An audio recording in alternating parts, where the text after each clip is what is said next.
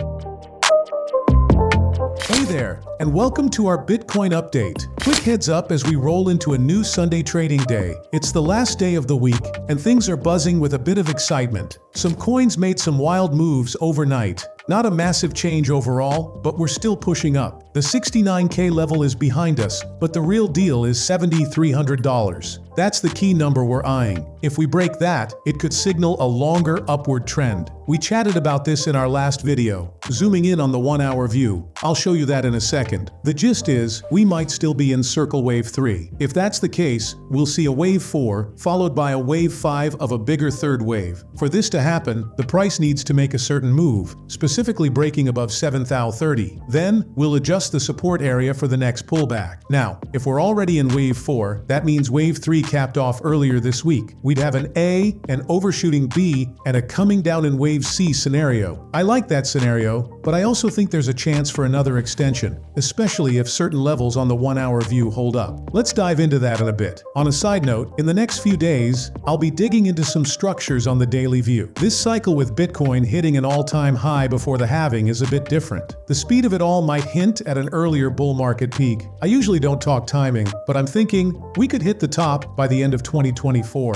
Just keeping an eye on things. Diving into another scenario now, picture this. We might not just hit the 125-140K ballpark. There's a chance we could aim even higher. I threw out 180K for Bitcoin, but that's in a super optimistic scenario. Honestly, going beyond that seems a bit of a stretch with the current wave counts. I'll work on some alternatives and maybe chat about them in the next 1 or 2 weeks. No need to rush. Just taking my time to explore possibilities. Switching gears to the 1 hour view, in our last video, we delved into the extension higher, focusing on circle wave 3. It's a bit messy, I admit. Tracking this 1-2, then an AB, it's a tangled structure, not the cleanest I've seen on the Bitcoin chart for a while. But hey, it looks like an ending diagonal, wrapping up some structure and possibly concluding this third wave. For now, I'll stick with the circular wave 3 until we break above 7,030. This keeps both possibilities on the table. Remember that red line at 65,800? As long as we're hanging tight above it, a move up is a sensible take, and the trend is pointing upward. I'm tilting towards more upside as long as we stay above that red line. Let's wrap this up with the final stretch. To confirm our move, we need to break above 7,030. If that happens,